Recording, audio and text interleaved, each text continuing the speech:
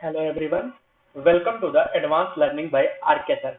Advanced Learning by RK Sir के इस channel में आपका स्वागत करता हूं मैं आज के इस सीरीज में। आज का हमारा एमसीक्यू सीरीज में चैप्टर है हमारा इंडियन पॉलिटी का। इंडियन पॉलिटी का चैप्टर है मूल कर्तव्य। मूल कर्तव्य, एक सेकंड मैं पेन ले लूं।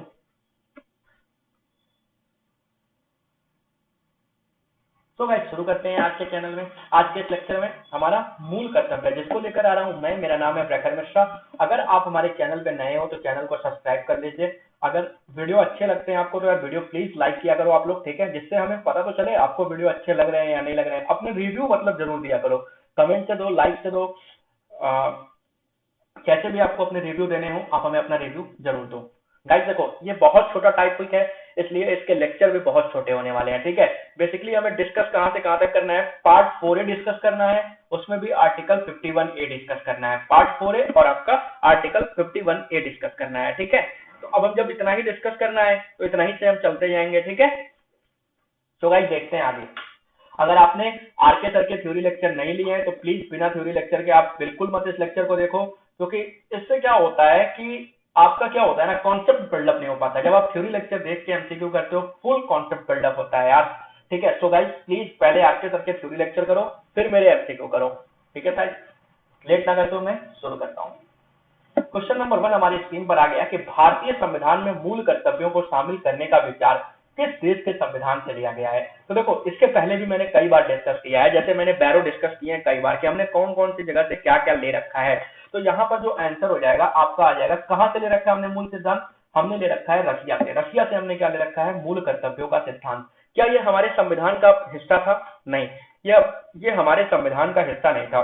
तो ये क्या हुआ, यहाँ पर होता क्या है कि यहाँ पर जो है हमारे साथ होता क्या है, एक संविधान संशोधन होता है। कौन सा संशोधन होता है आपका, 42वां संविधान संशोधन। कौन सा संविधान संशोधन, मैं यहाँ लिख देता हूँ, 42वां संविधान संशोधन होता है। उस संविधान संशोधन में क्या होता है, उस संविधान संशोधन में ये कहा जाता है, 42वां संविधान संशोधन होता है उसमें क्या कहा जाता है, उसमें ये कहा जाता है कि आप इसको जोड़ो। और कौन कहता है, स्वर्ण सिंह समिति बनती है। स्वर्ण सिंह समिति की अनुशंसा पर यह बात कही गई थी, स्वर्ण सिंह समिति की अनुशंसा पर यह बात कही गई थी, ठीक है।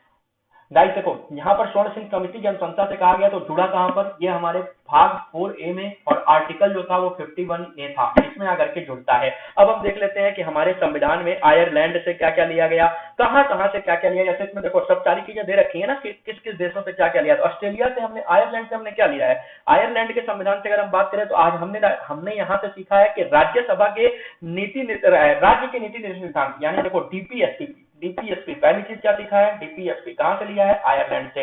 इसी के आगे मैं लिखता चला जा रहा हूं, ठीक है। उसके बाद देखो अगला जो चीज है, अरे मिट जा, ये आज नहीं मिटेगा,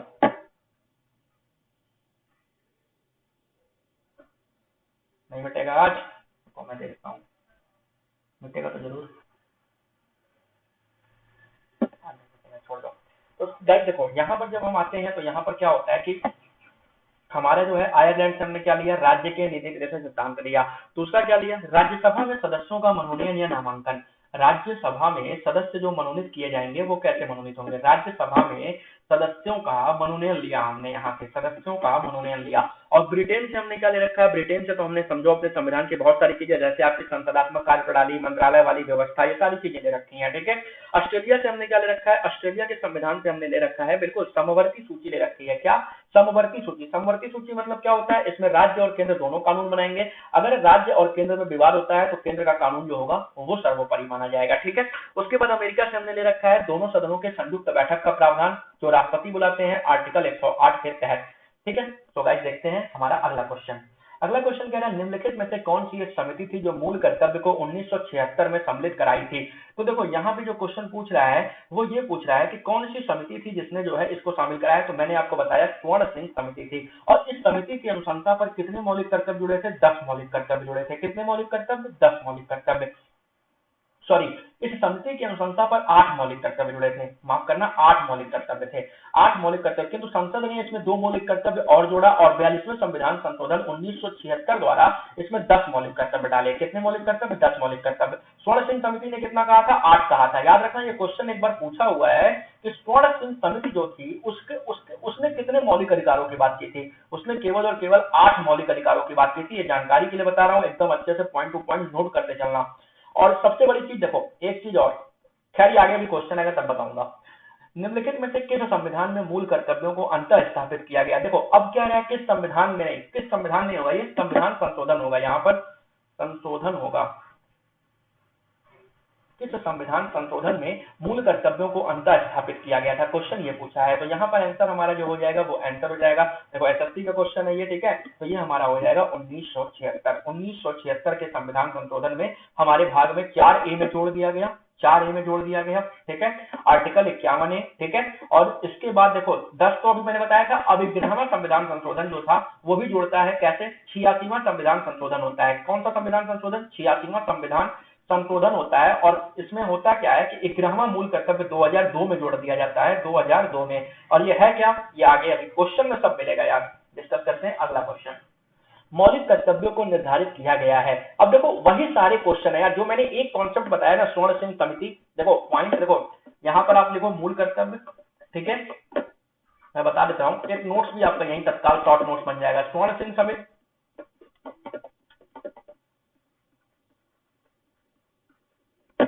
4A पार्ट और 51A आर्टिकल, आप ऐसे लिख लेना पार्ट है और आर्टिकल करके, और ये इसके आगे लिख लेना 8, क्योंकि इन्होंने 8 कहा था। उसके बाद यहां लिख लेना संसद, 8+2 कर दिया संसद ने।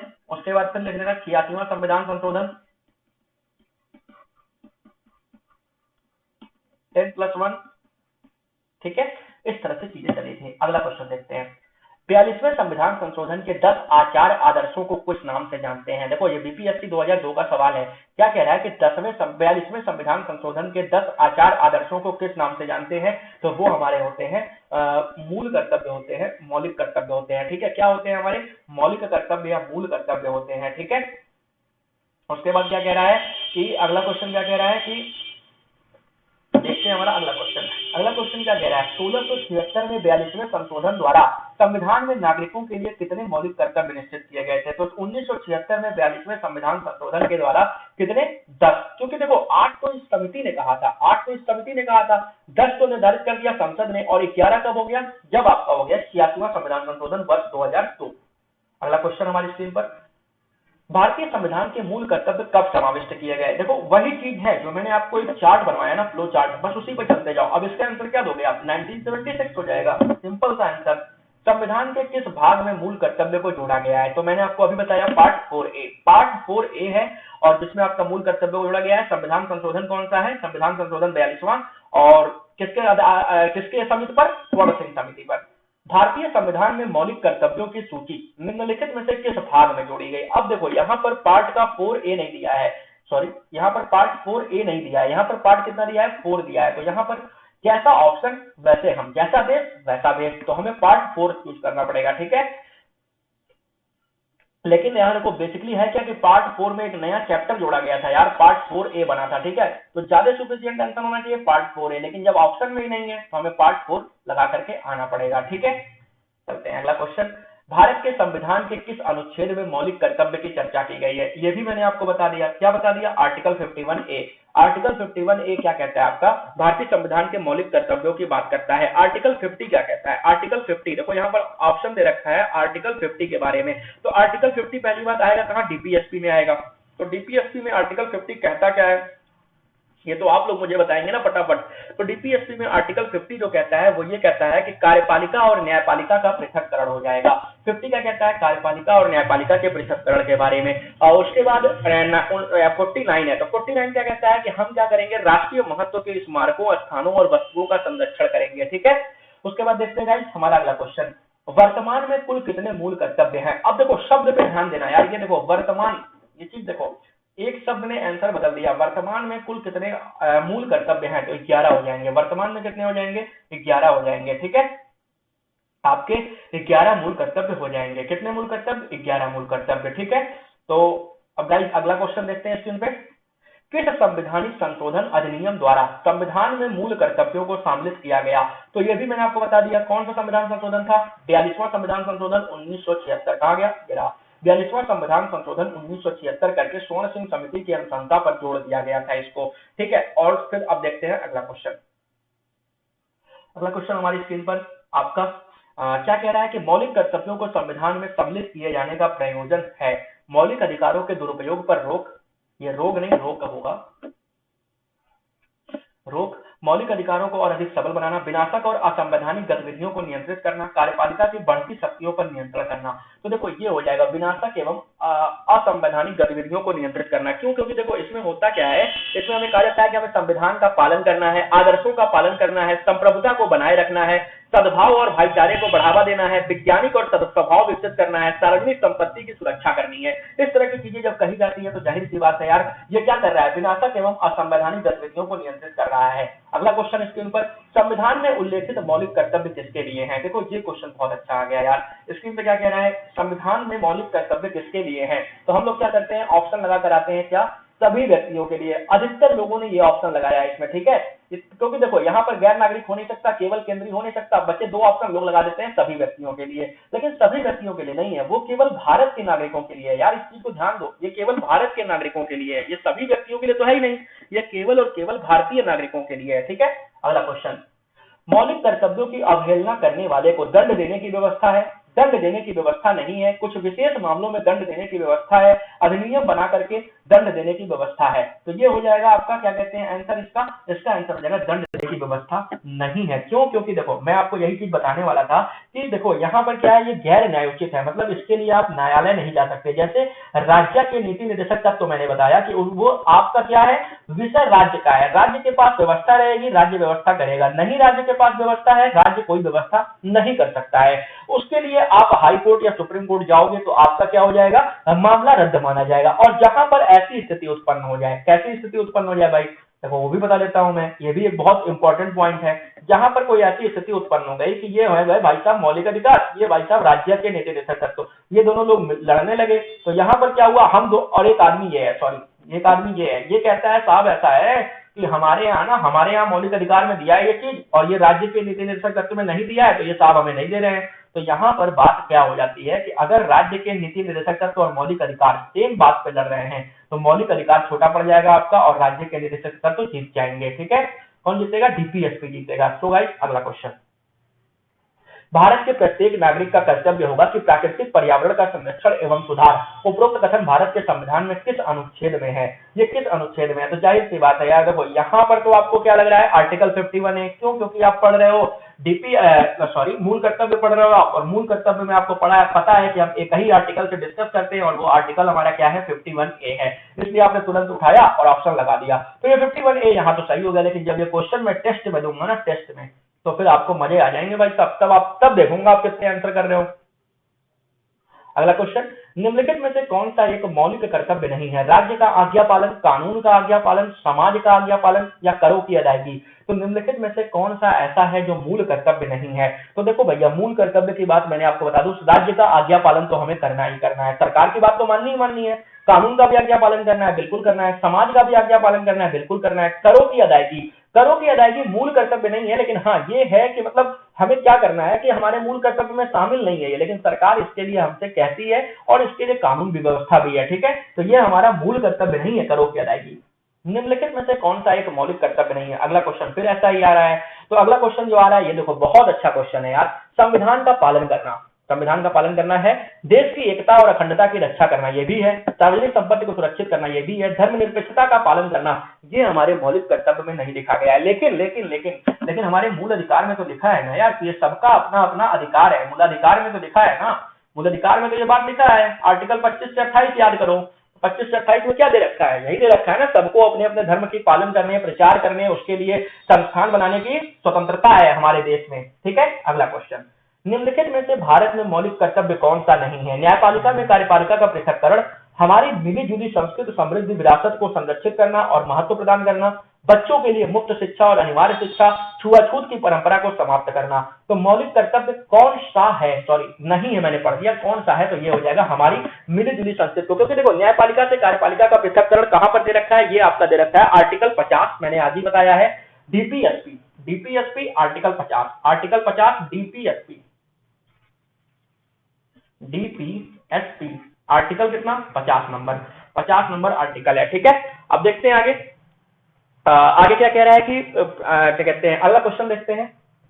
निम्नलिखित में से कौन सा हमारा मौलिक कर्तव्य नहीं है, तो कौन सा मौलिक कर्तव्य नहीं है, वो क्या है। हमारे पास आम भाईचारे की भावना का उजागर करना, ये बिल्कुल हमारा मौलिक कर्तव्य है। राष्ट्रीय उद्यमों का संरक्षण करना, वैज्ञानिक संस्कार का विकास करना, फिर कह रहा है भारत की समृद्ध विरासत का संरक्षण करना। तो भैया देखो हमारे पास क्या है कि ये राष्ट्रीय उद्यमों का संरक्षण करना जो है ना, ये हमारा मौलिक अधिकार मूल कर्तव्य नहीं है, मूल कर्तव्य हमारा ये नहीं है, ठीक है। अब देखो मैं आपको एक बार बता देता हूँ यार कि सारे मूल कर्तव्य हैं क्या क्या, ठीक है। मूल कर्तव्य एक बार सुन लो आप मेरे मुंह से, वैसे आरके सर ने पूरा डिटेल से बताया होगा, इसलिए प्लीज आप उनके लेक्चर को रेफरेंस देखना जरूर, लेकिन चलो मैं बता देता हूँ। संविधान का पालन करना है, सबसे पहला क्या है, संविधान का पालन करना है। मैं लिखूंगा नहीं, अब संविधान का पालन करना है, ठीक है। उसके बाद उसके आदर्श जैसे राष्ट्रध्वज, राष्ट्रगान आदि का आदर करना है। नंबर 2 क्या है, नंबर 2 कहता है कि स्वतंत्रता के लिए हमारे राष्ट्रीय आंदोलन को प्रेरित करने वाले उच्च आदर्शों को हमें हृदय में संजोए रखना है और उनके भी सम्मान का पालन करना है, ठीक है। उसके बाद तीसरा कहता है भारत की प्रभुता, एकता और अखंडता की रक्षा करना है और उसे अक्षुण्ण बनाए रखना है। नंबर 4 क्या कहता है, देश की रक्षा करें और आह्वान किए जाने पर राष्ट्र की सेवा करें। नंबर 4 हमारा मूल कर्तव्य है। भारत के सभी लोग समरसता और समान एवं भातृत्व भावना का निर्माण करें, यह हमारा नंबर 5 आर्टिकल है, आम भाईचारे की भावना को उजागर करना, ठीक है। फिर कह रहा है कि छठवां क्या है, हमारी सामाजिक सांस्कृतिक एवं गौरवशाली परंपरा के महत्व को समझिए और उसका परीक्षण कीजिए। सतवां क्या है, सतवां क्या है, मैं बताता हूं एक बार। सतवां है प्राकृतिक, हाँ प्राकृतिक पर्यावरण जिसके अंतर्गत वन, झील, नदी, वन्य प्राणी आदि आते हैं, उनकी रक्षा तथा संवर्धन करें तथा प्राणी मात्र के प्रति दया भाव रखें, ठीक। आठवां क्या है, आठवां आर्टिकल, आठवां मूल कर्तव्य क्या है, हाँ वैज्ञानिक दृष्टिकोण वाला है। वैज्ञानिक दृष्टिकोण व मानवतावाद और ज्ञानार्जन तथा सुधार की भावना का विकास करिए। नौवां क्या है, सार्वजनिक संपत्ति को सुरक्षित रखिए, हिंसा से दूर रहिए। नौवां क्या है, हिंसा से दूर रहो, सार्वजनिक संपत्ति की सुरक्षा करो। 11वां क्या कहता है, यदि आप माता पिता या संरक्षक हैं। 11वां सबसे इंपॉर्टेंट है यार, 86वें संविधान संशोधन वर्ष 2002 में ये जोड़ा गया। ये कहता क्या है, ये कहता ये है कि अगर आप माता पिता हैं, अगर आप क्या है किसी के माता पिता हैं, आपका कोई बच्चा है, तो आप कितने वर्ष का बच्चा है, वो 14 वर्ष तक का अगर है, तो आपको उसे स्कूल भेजना पड़ेगा, आप उसे काम पर नहीं लगा सकते। आपका मूल कर्तव्य है कि आप अपने बच्चे को स्कूल भेजिए, ठीक है।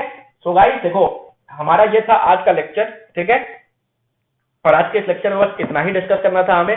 सो गाइस अब देखते हैं अगला क्वेश्चन का जो भी लेक्चर आता है, अगला लेक्चर जो सर लेंगे उस पर फिर मैं एमसीक्यूज लेकर आऊंगा।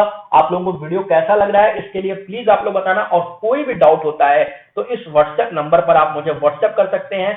आप मुझे व्हाट्सएप कीजिए, हम आपके हर डाउट को सॉल्व करने का प्रयास करेंगे। वीडियो के पीडीएफ चाहिए तो पीडीएफ के लिए आप लोग रेफर कर सकते हो, अपने आरके सर से पूछो, आप लोग आरके सर बताएंगे आपको कि पीडीएफ कैसे मिलनी है, क्या होना है। इस नंबर पर आप व्हाट्सएप करके सारी चीजें पूछ सकते हो, ठीक है। दूसरी चीज देखो यहाँ पर क्या है कि मैं आपको बता दूं, अगर आपको कहीं से आरके सर पहली बात तो लाइव लेक्चर लेते हैं, एक बार जाकर के आप शेड्यूल करके विषय एक पढ़ा होगा या फिर न्यू कोर्स लॉन्च करके टैग से पढ़ा होगा वीडियो, उस वीडियो को जाके आप देख लो कैसे कैसे टाइमिंग है। अभी बहुत ज्यादा बैचेज नहीं चले मेरे हिसाब से, एक हिस्ट्री की और एक हिस्ट्री और एक पॉलिटी की क्लास चली है। सो आप कंटिन्यू कर सकते हो यार, अगर आप शुरू से कंटिन्यू रहोगे, अगर आप शुरू से कंटिन्यू रहते हो, मतलब आप थ्योरी और एमसीक्यू दोनों की बात कर रहा हूं मैं, थ्योरी और एमसीक्यू दोनों की बात कर रहा हूं मैं। अगर थ्योरी और एमसीक्यू में आप दोनों में कंटिन्यू हो तो आप जब एक सब्जेक्ट खत्म हो रहा होगा हमारा, लाइक मान लो हमारा पॉलिटी खत्म हो रहा है, तो समझो आपकी पॉलिटी पूरी की पूरी तैयार करा के हम देंगे इसी प्लेटफॉर्म पर। और सबसे बड़ी चीज आपके लिए जो जरूरी है वो ये कि आप वीडियो को ज्यादा से ज्यादा लोगों के साथ शेयर कीजिए। क्यों? क्योंकि देखो आप यार सबको पता है यार कि बहुत सारे, देखो सही चीज की जानकारी, आप अभी देखो आर्टिकल 12 आज डिस्कस करा था सर ने, एक बार आर्टिकल 12 डिस्कस किया मूल अधिकार में, तो वो चीज मैंने देखा है यार बहुत से जगह पर, कहीं भी जैसे ऑफलाइन कोचिंग में, ऑनलाइन कोचिंग में, टीचिंग में कोई आर्टिकल 12 नहीं बताता है यार, सीधे 14 से शुरू करता है, ठीक है। तो आर्टिकल 12 के बारे में सर ने आपको डिस्कस बताया। तो इसी तरह के सारे टॉपिक के डिटेल्ड लेक्चर आपको, ये ऊपर वाली गंगा नहीं, गंगा में डुबोएंगे और फिर निकालेंगे, और फिर आपको पहुंचाएंगे, ठीक है। तो आपके सारे पाप इस गंगा में धुल जाएंगे, जो advance learning by R K sir वाली गंगा बह रही है, इसमें आपके सारे के सारे पाप को धुलने वाले हैं हम, ठीक है। तो गाइस प्लीज आप लोग वीडियो को शेयर करो, जिससे ज्यादा से ज्यादा लोग हमसे जुड़े। और अगर कोई दिक्कत है तो फिर एक बार 8840064269 पर व्हाट्सएप करो। तो guys thank you and take care.